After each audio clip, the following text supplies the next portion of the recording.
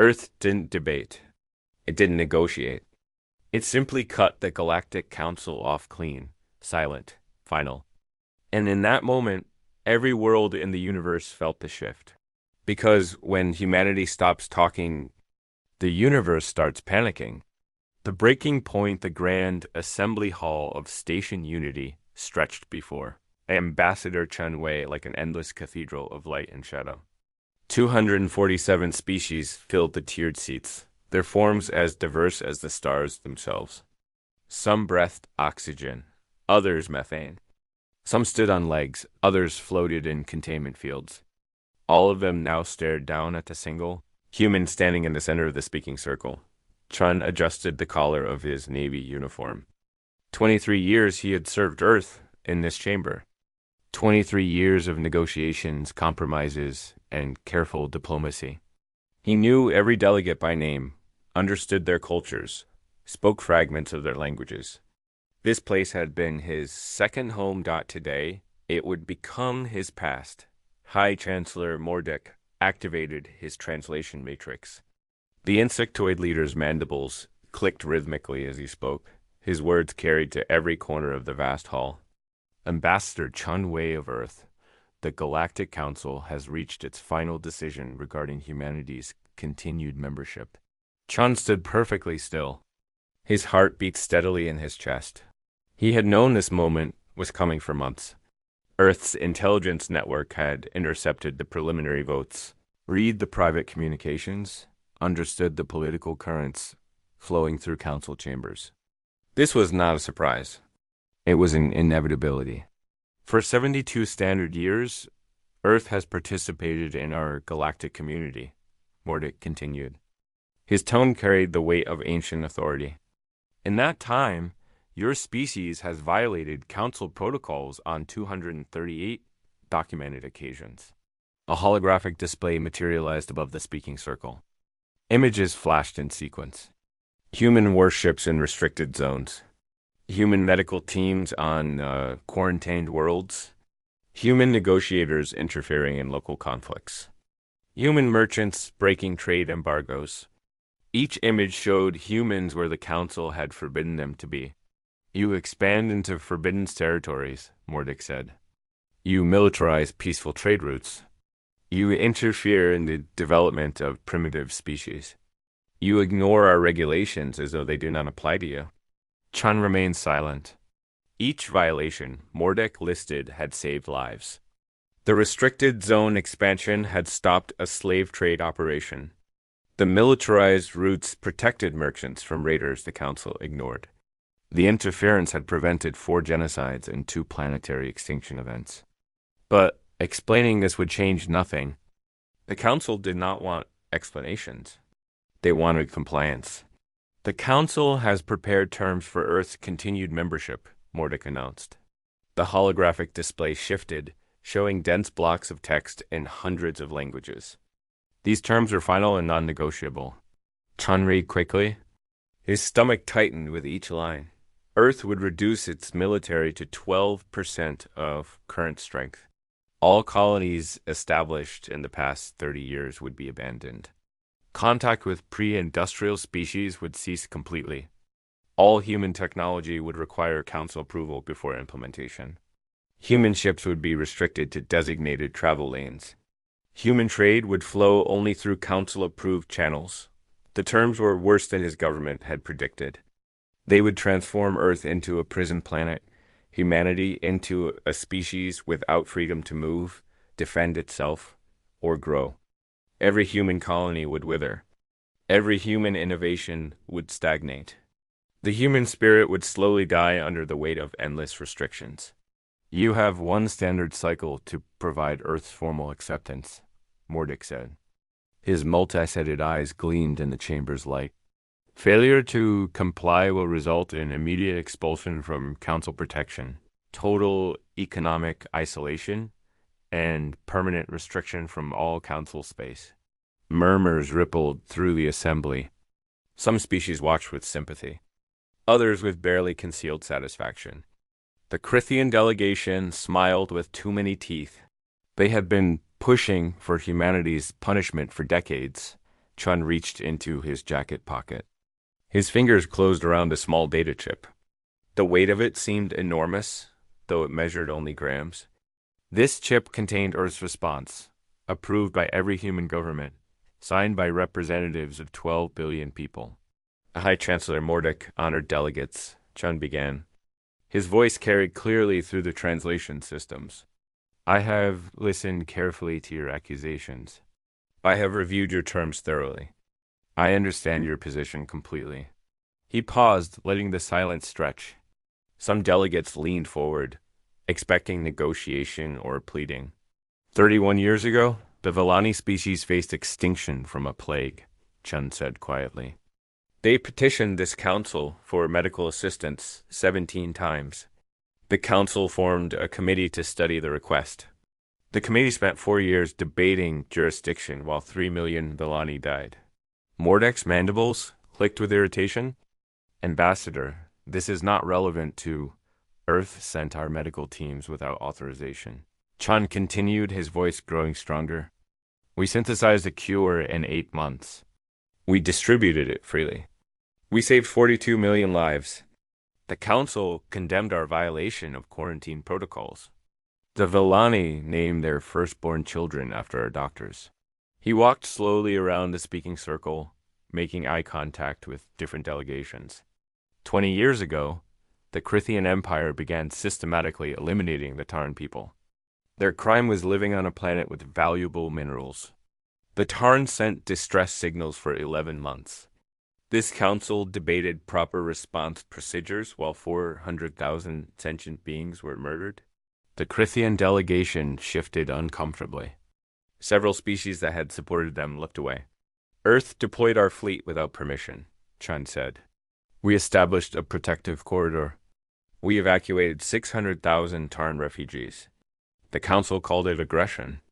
The Tarn call it the Day of Salvation and celebrate it every year.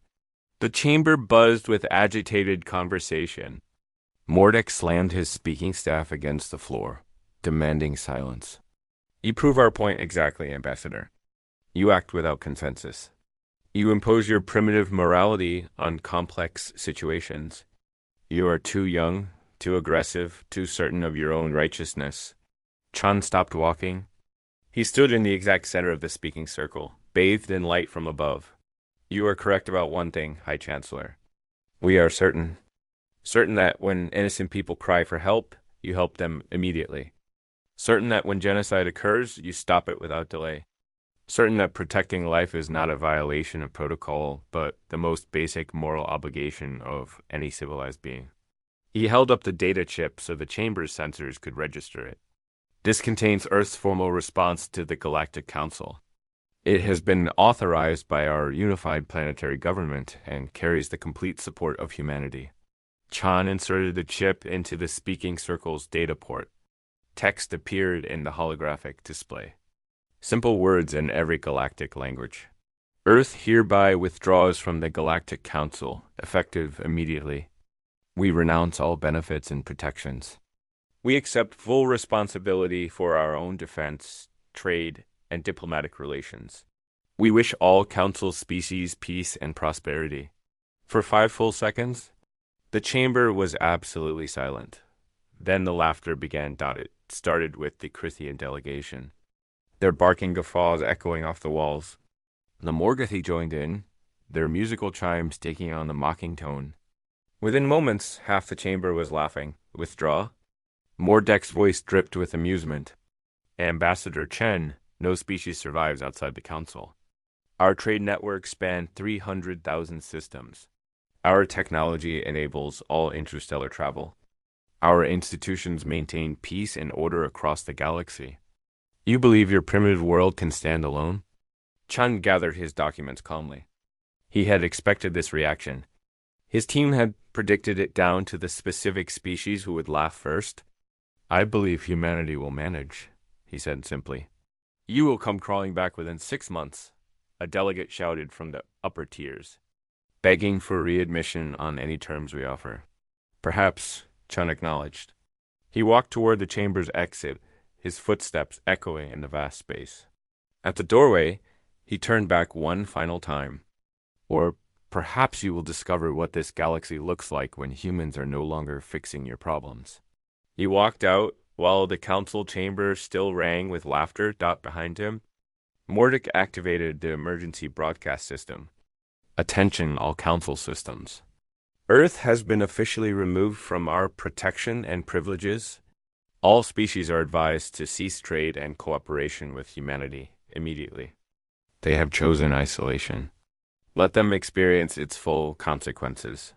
Chen heard the proclamation as he walked down the long corridor to his shuttle. He allowed himself a small smile. The council thought this was an ending. They believed humanity would collapse within months, that economic pressure would break Earth's resolve, that isolation would teach humans humility. They had no idea Earth had been preparing for this moment for 8 years. They had no idea what was coming. The galaxy was about to learn that humans did not need permission to thrive. And more importantly, it was about to discover just how much it had relied on humanity's quiet competence, constant intervention, and willingness to act when others would only debate. Chun boarded his shuttle and set course for Earth. Behind him, the council continued their session, already discussing how to divide Earth's abandoned trade. Brutes and colonies among themselves. They're still laughing. They would not be laughing for long. The universe in chaos 6 months after Earth's withdrawal. The galaxy began to fracture. Director Yuki Tanaka stood in the Strategic Operations Center deep beneath Tokyo, watching 300 holographic displays flicker with incoming reports. Each screen told the same story in different words. The galaxy was falling apart. Pirate attacks up 317% in the outer sectors. Her assistant reported, highlighting clusters of red warnings on the tactical map. The Krithian Empire has invaded the Millar system, the Gorath Confederacy, and the Tarn colonies. Border disputes erupting in 42 different regions. Trade routes collapsing. Refugee populations exceeding 12 million across 17 systems. Yuki nodded slowly, her expression calm despite the chaos unfolding across the displays. She had predicted this. Earth's intelligence division had run the simulations hundreds of times. Remove humanity from the galactic equation and the entire system would destabilize within months. The only question had been how quickly. The answer was very quickly indeed. What is the council doing? She asked. Her assistant pulled up footage from Station Unity.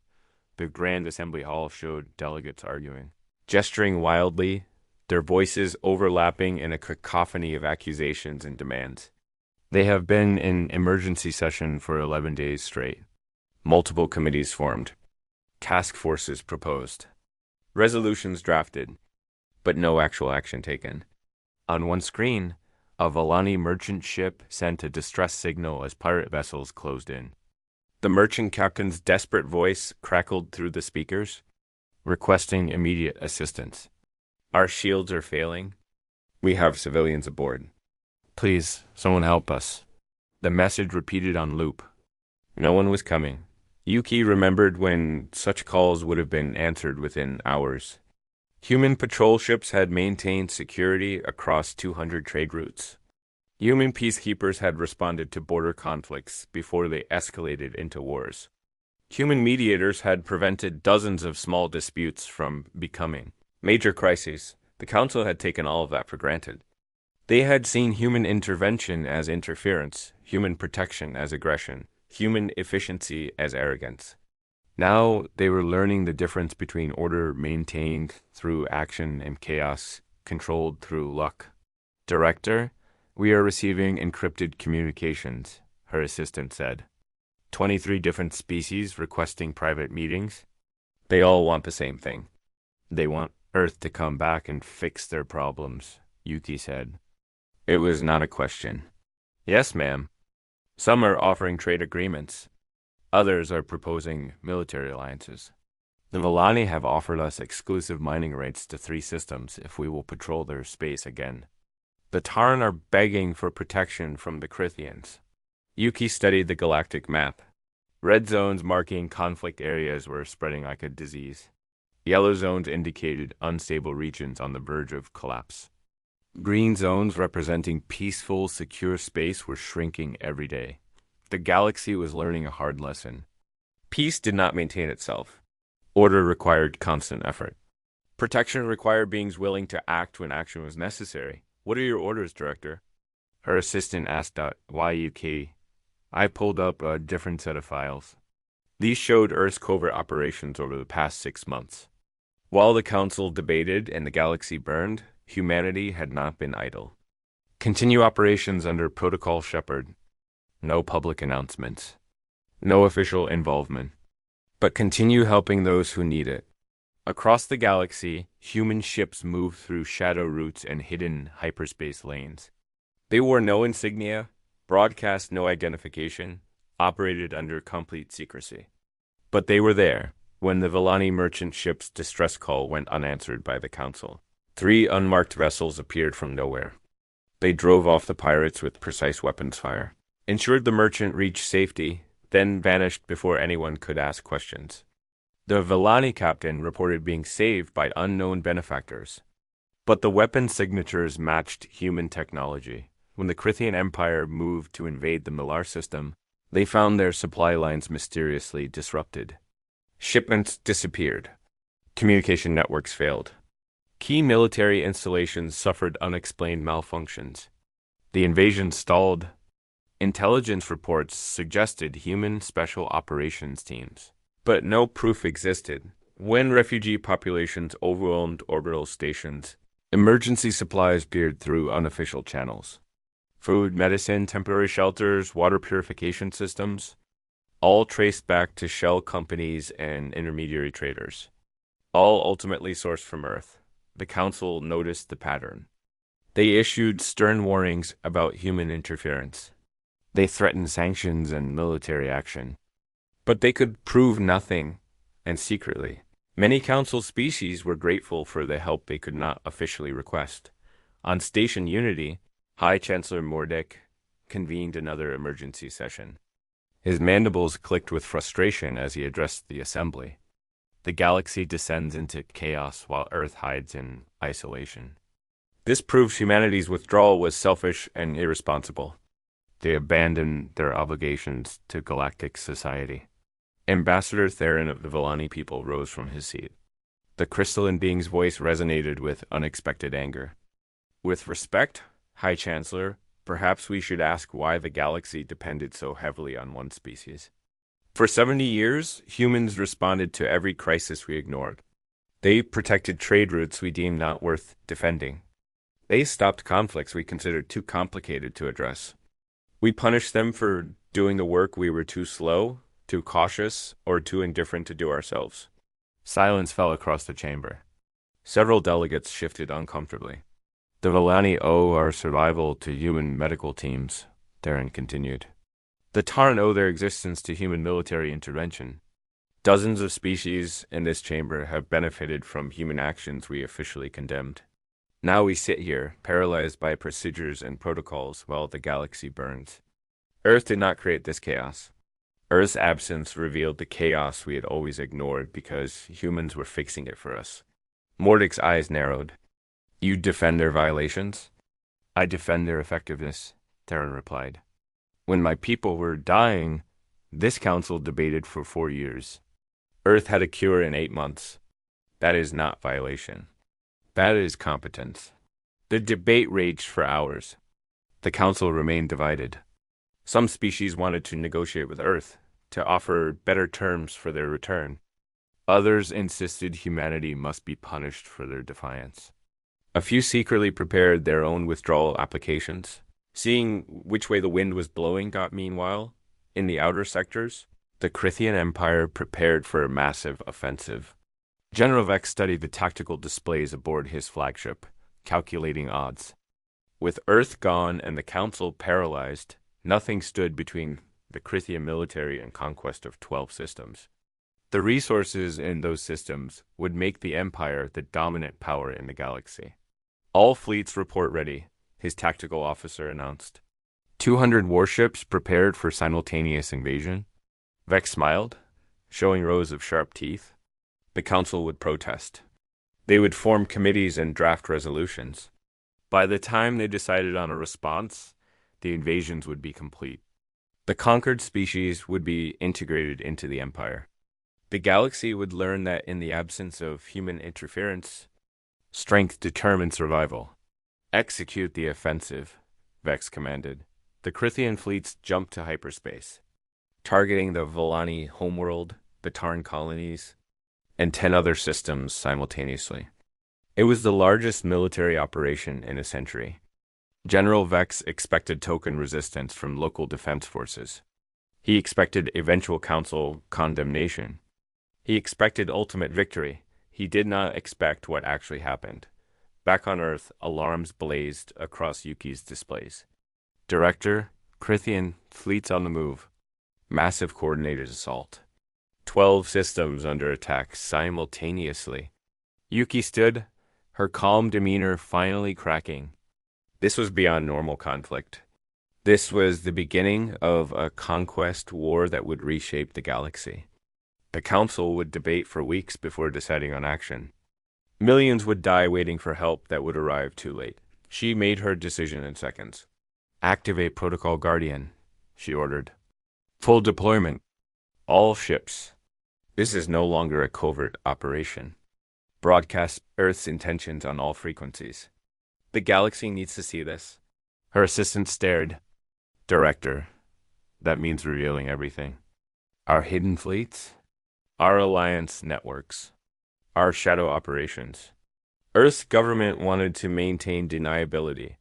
Earth's government wanted to maintain the option of deniability, Yuki corrected. That option just expired. People are dying. We're done hiding. Across human space, encrypted orders flashed through secure networks. Hundreds of ships that had operated in shadow for 6 months suddenly activated their transponders. Earth Defense Force insignias blazed across hulls. Human military channels opened for the first time since the withdrawal, but Earth's ships did not emerge alone. With them came vessels from 40 species. Balani cruisers, Tarn destroyers, Malar carriers, Gorath battleships, dozens of civilizations that humanity had helped over the years, that had secretly maintained contact despite Council sanctions, that had quietly agreed to mutual defense pacts with Earth. They called themselves the Coalition of Free Worlds, and they were going to war. Admiral Marcus Chen, the ambassador's nephew, stood on the bridge of the flagship Defiance as his fleet prepared to jump. Beside him, 40 species prepared to fight together for the first time in galactic history.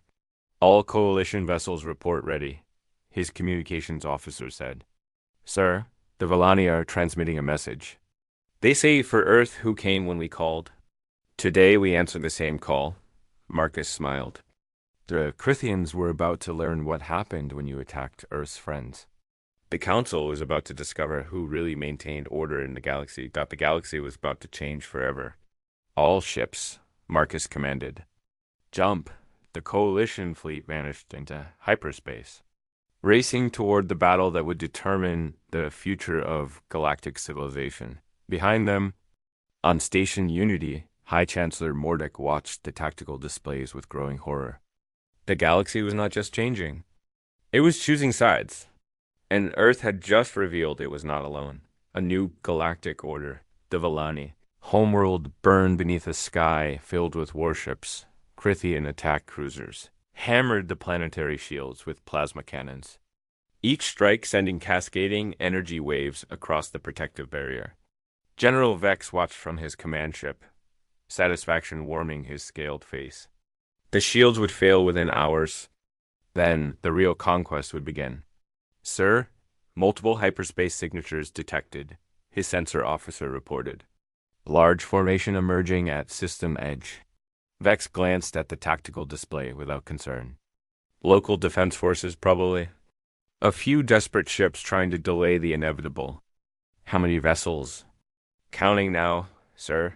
20, 40, 70. Sir, over 200 ships and still emerging. Vex's satisfaction evaporated. He stared at the display as ship after ship materialized from hyperspace. The formations were precise, coordinated, professional. These were not desperate defenders. This was a fleet. Identify them. he ordered. The sensor officer's voice wavered. Sir, I'm reading Balani signatures. Tarn configurations? Malar designs? Gorath battleships? Species from across the galaxy? And sir, leading the formation? Earth Defense Force vessels. For 3 seconds, General Vex simply stared. Earth was supposed to be isolated, abandoned, alone. The Council had promised humanity would collapse without galactic support. But here they were, leading a fleet larger than his own invasion force. Incoming transmission on all frequencies, the communications officer said. It's from the human flagship.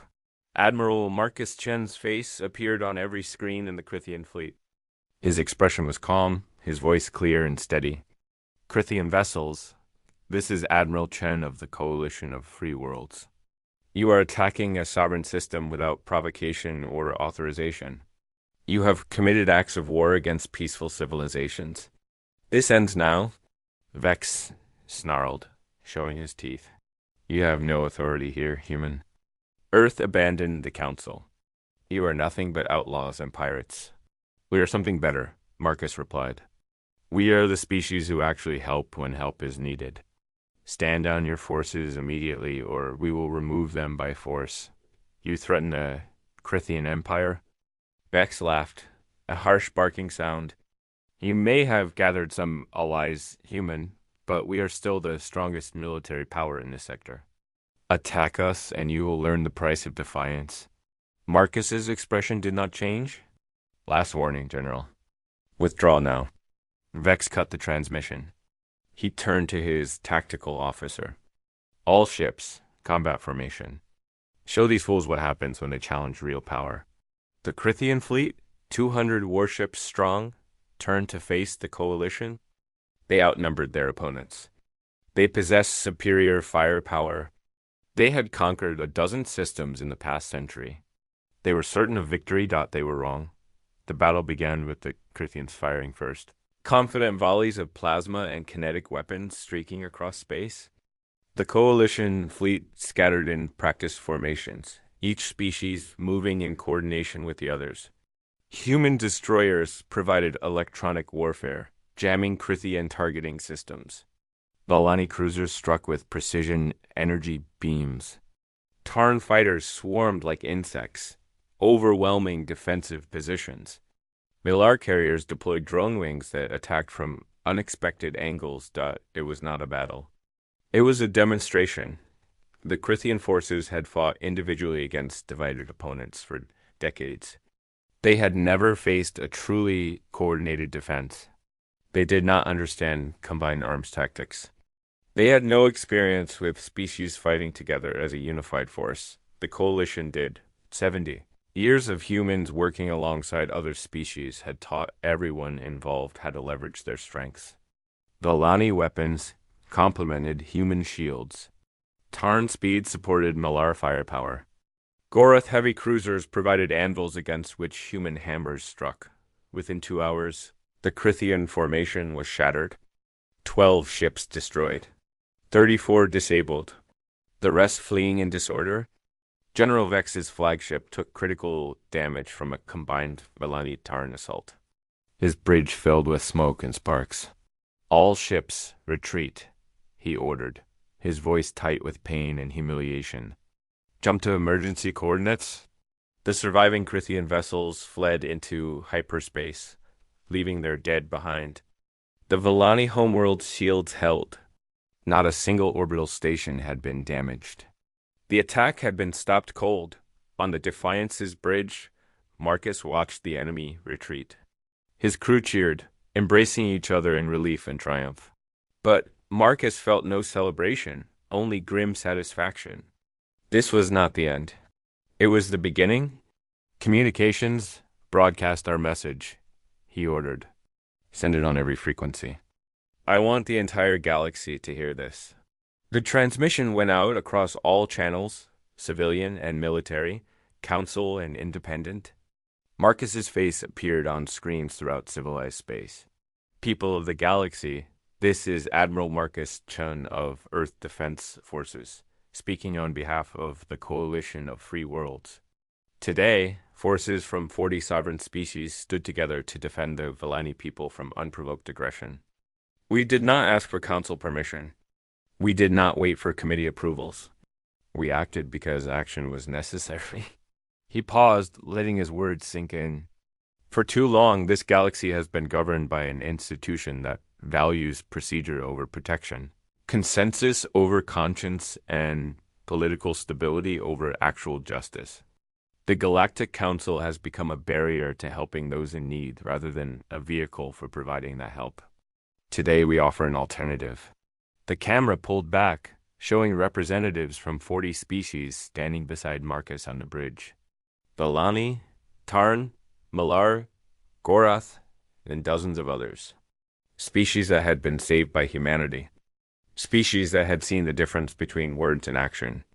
The Coalition of Free Worlds is open to any species that values mutual defense, voluntary cooperation, and the protection of innocent life.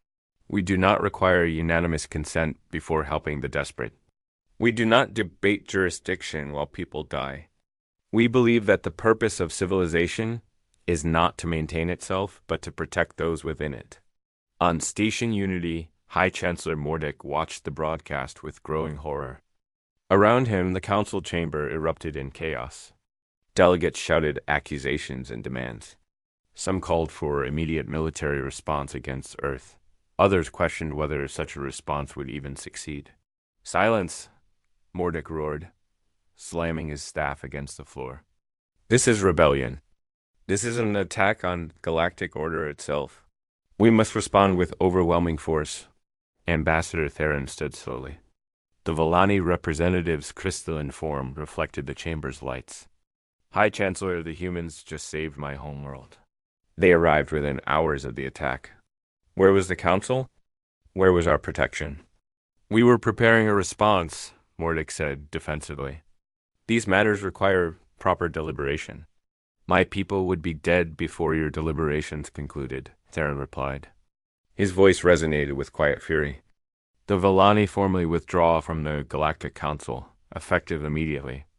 We will join this coalition of free worlds that actually values our lives enough to risk their own defending us." The chamber exploded with noise. Other delegates rose, some in protest, others in agreement. The foundations of galactic civilization were cracking. "The Tarn Confederacy withdraws from the council," another delegate announced. "The Malar systems join the coalition," a third declared. "The Gorath Alliance stands with Earth," a fourth added, within an hour. 23 species had formally withdrawn from the council. 15 more suspended their participation pending review. The Galactic Council, which had governed for over 3,000 years, was collapsing. Asterisk comments for next part.